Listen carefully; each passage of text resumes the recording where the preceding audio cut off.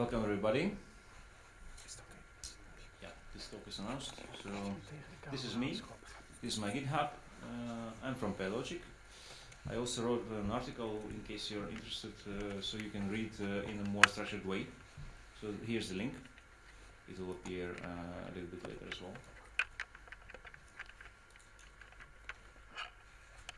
And today we will talk about problems in testing, dependency injection and factory patterns, and how to combine those two, I would say, opposite approaches. So what's wrong with testing? It's annoying. Basically, it is easy to understand what you need to do when you take exercise. It is clear what do you do in assertion when you observe the result. But the most annoying part is to set up, to prepare everything to make it work, because it's a lot of work. Your hierarchy of the object model is huge, and its encapsulation is going on.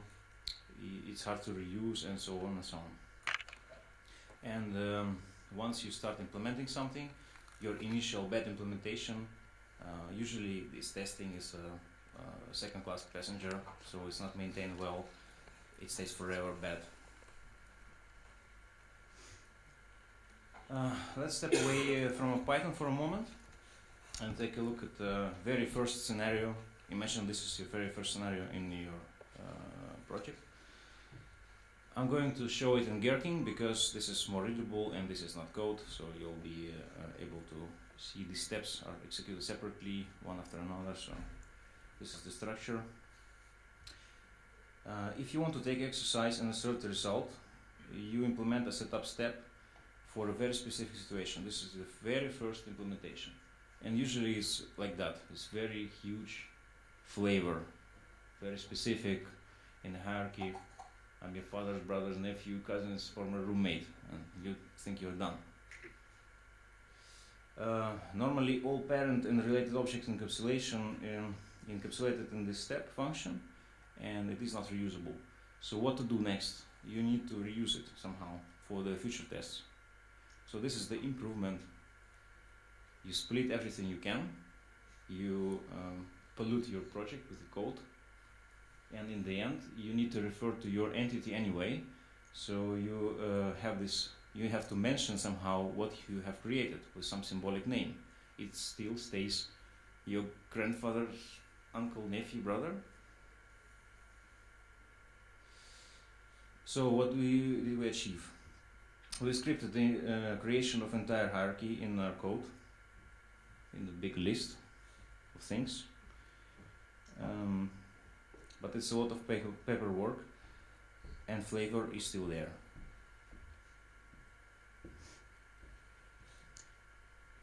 You see, in most of the BDD frameworks that use this Gherkin language, you have to mention this entity that you have created, as I mentioned already. Most of the BDD frameworks use dictionary for it to share the context, and each step has to implement a symbolic name to store a value in the context or read from it. So you need to preserve the order, you need to respect the steps. So first goes the step that is creating a parent for you, and then object that needs that parent can be created. It's annoying.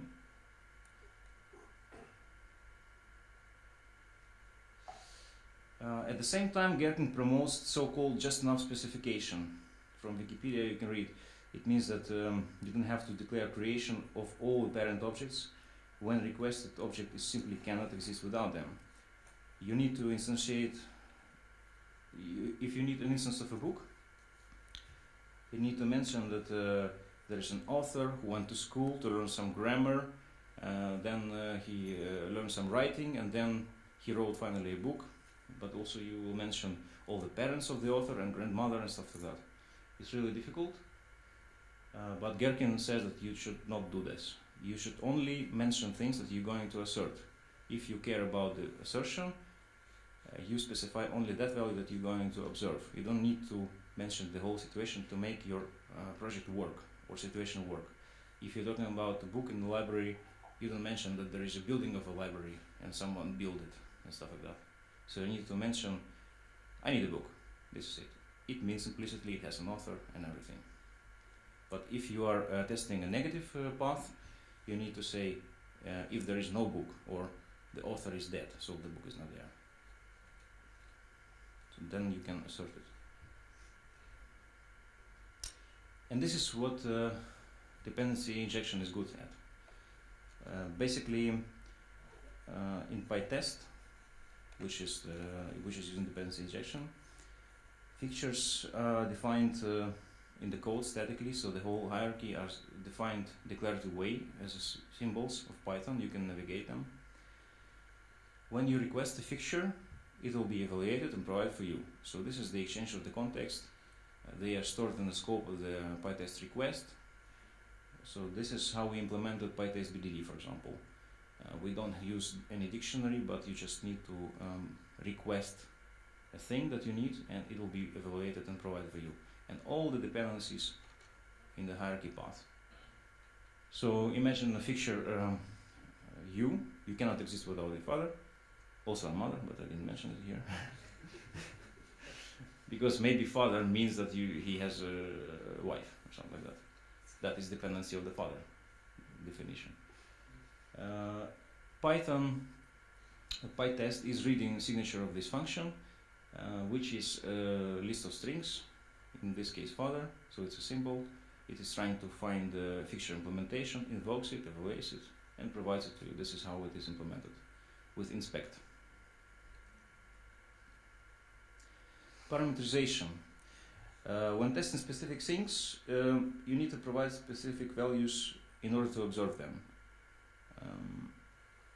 Parameterization is doing this, so you can override the default implementation of a fixture, and you can also generate multiple test cases based on the same implementation, like parameterization table. So here you have author fee and the price of a book. So you can guess what will be the expected value, and then you just assert it. This is the ideal test, I would say, because your definition of the constant, the thing that you specify, is really close to the test case. You can see, you can get to grasp the idea of what's going on. Factory pattern. This is an opposite approach to dependency injection. We use it a lot to generate huge test data sets, for example, for reporting. In factories, we have faker factories for the first name, last name, so it generates realistic data with realistic human names, emails, and stuff like that. And we populate our database with a few simple rules. It's really great pattern. It doesn't have a problem of encapsulation. It just doesn't have it by definition. And factories also look like models, so you can see the compact representation of it, and you can get the idea what values will the instance receive.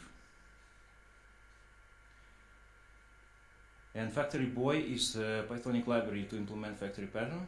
It is inspired by Factory Girl from Ruby, which is a joke as well. It's awesome. It's just great. You can declare a factory class for a model, and all the attributes will go to constructor of this model. See, it's pretty compact. It supports lazy attributes, it supports constants, and it supports dependency. If you need a parent, you use subfactory. If you need a backward relationship, you use what was it? Related factory or something like that. And factories generate instances. This is all about generation. So if you need a book, you simply call a factory, and it is generated with the default implementation. All the attributes are lazy, so every time you invoke it, it can give you random values, or if it's a sequence, there are some kind of rules to evaluate them. Also can be constant. If you want to override one of the parameters, you can pass it to the constructor. So if you need a book with a certain title, you can just pass it. But also you can pass any value to any level of the hierarchy. For example, if you need a book with a certain name of an author, you just pass it with a double underscore syntax. it can navigate both ways. It's really a flexible thing. You can also create batches. This is what we do to populate our test database.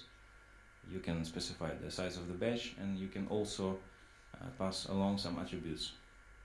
So this is the simple rule. Few lines of invocation and you got your database full of data. By the time I've started using factories, we already had experience with dependency injection a lot using PyTest. And both of these approaches, dependency injection and factory, have pros and cons. And I thought, how can we combine those pros and cons? For example,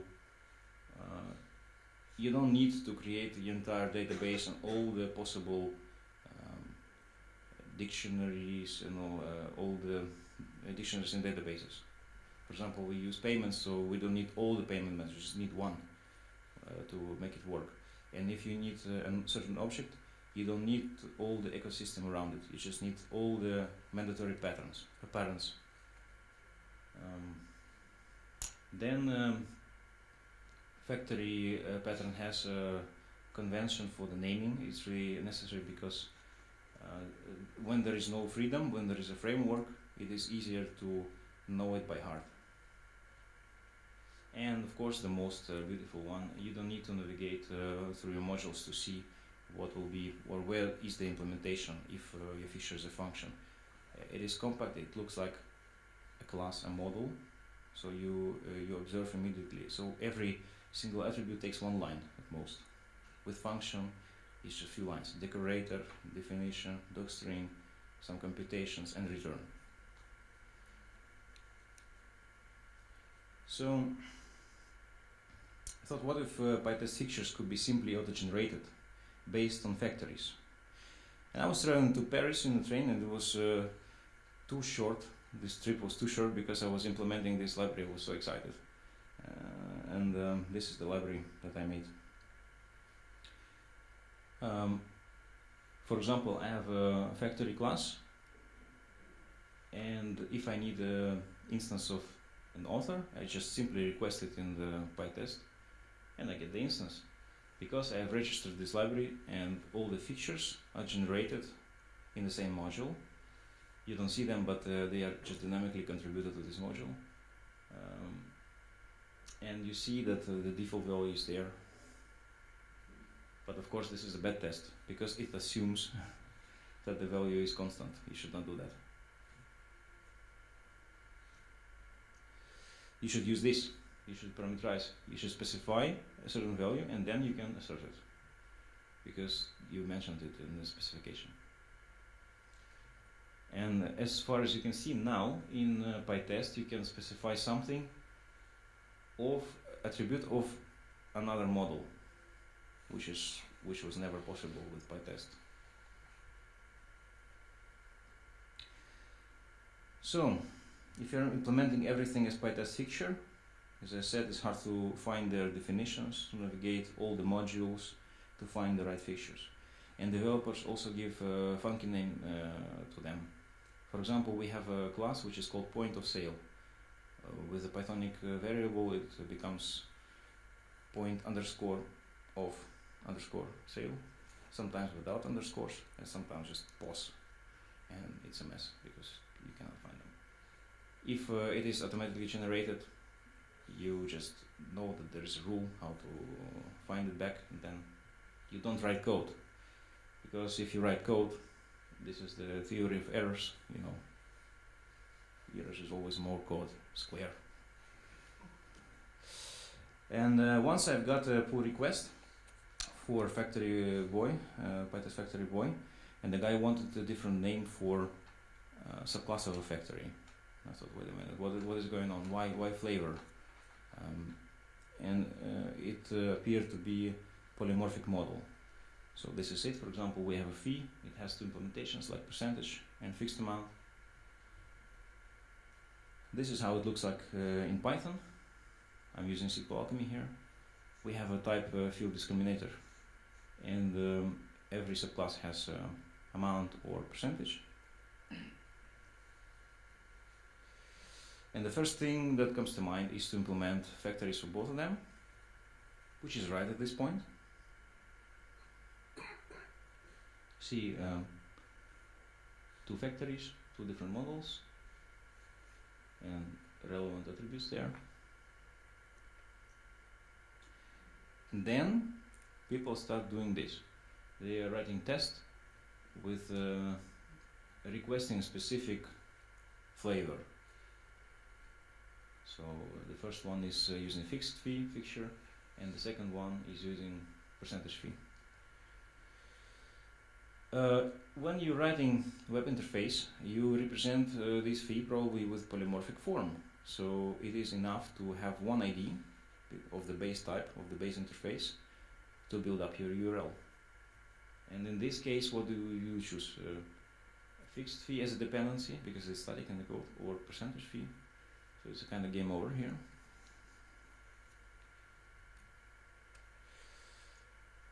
Flavors are always bad, try to avoid them, because you will end up like this.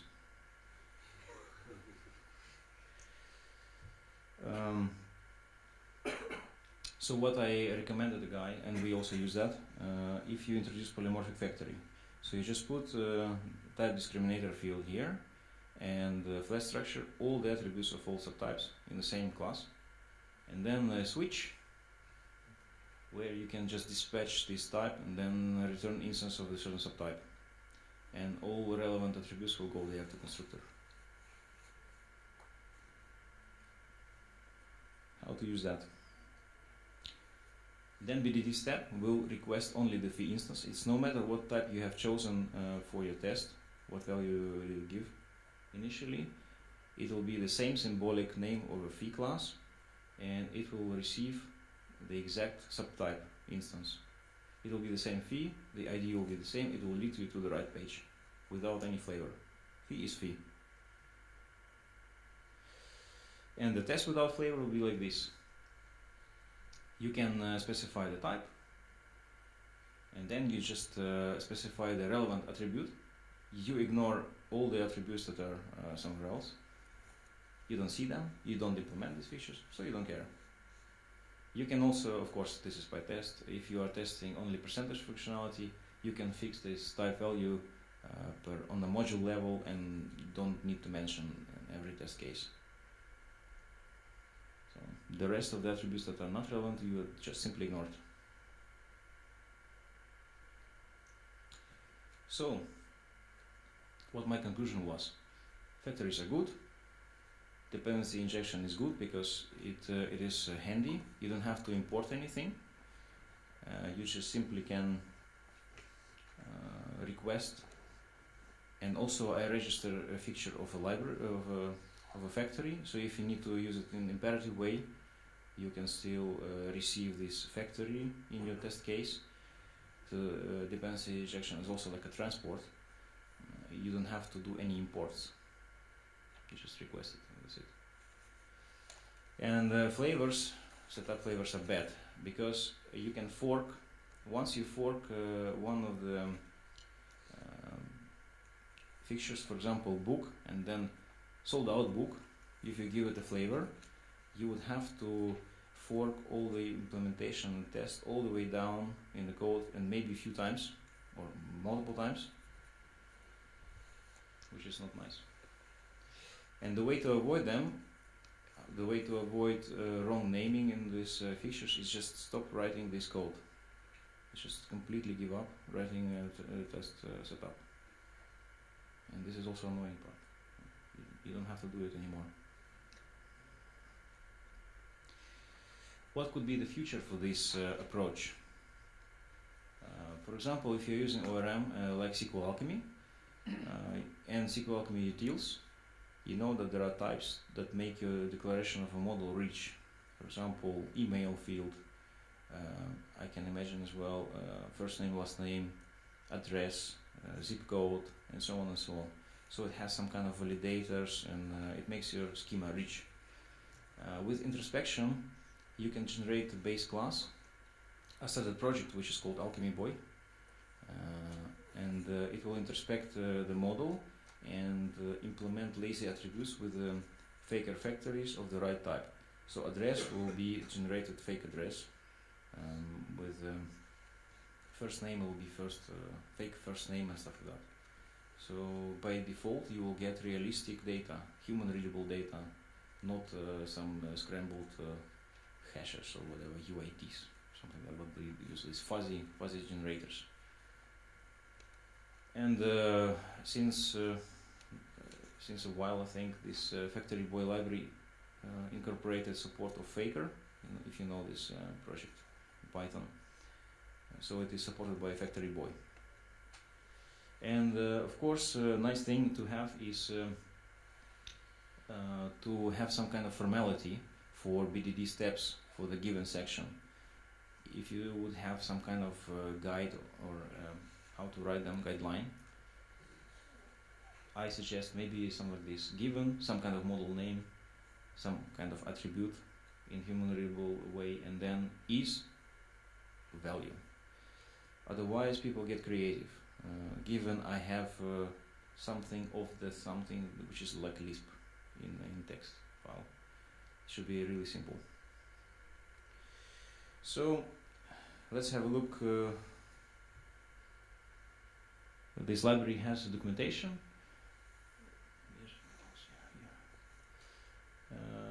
In this README you can see the concept, some basic usage and advanced usage as well. So this is the fixture for factory. You can get a factory and call it imperatively. If you need just a model, you can request a model here. All attributes are fixtures, as I said. Subfactory to do parents, related factory to do backward relationship. Post generation to apply side effects and resolve circular problems as well. Usage of faker and partial specialization.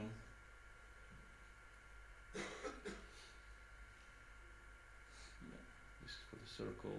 So it's really nice README. You can just open it and read it. Thank you.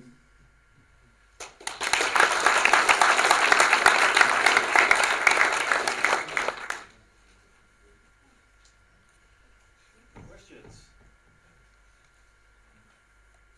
Well, I was wondering, so you use it as a logic as well for some time now? Yeah, we started porting some of the tests, and I called it test 2 in a separate folder, so they are isolated. And I'm trying to port this test and get rid of the flavors. And I would say it really saves a lot of code, because the modules that define our setup are so huge, and I'm not even sure where to find the right implementation because of the inheritance of the fixtures. It can be redefined in the module below, in the module below, in the module below, so you never know. You have a lot of fixtures with the same name. In this case, there is no duplication and no even implementation. So if you are looking for nothing, you find nothing, and you give up. You just go to factory, which is reflection of a model, basically, nothing else. Are you the only user, or are colleagues using it, and maybe just some of them as well? Also, yeah. They are happy with it? Yeah, some people will say yes. Test, but use it is Yeah, they like this fact when you have a test and you basically can know your attribute by heart. So you just start the test and you say, okay, I need event title to be with crazy Unicode symbols, and then I need, oh yeah, and my order status has to be on hold or something like that. So specifying two facts. When I get an order, yeah, you just start inspecting these things or just taking action. So it's really a shortcut, I would say. Sure. I work at the UCD hospital here, and one of the most common setups that I have in my test cases is that there's a patient and there's a diagnosis, or the patient has a diagnosis, so the diagnosis cannot exist without the patient. If I understand the just enough specification rule correctly, I could just specify that as given there's a diagnosis, because it cannot exist without a patient, but implicitly means there is a patient. Yeah.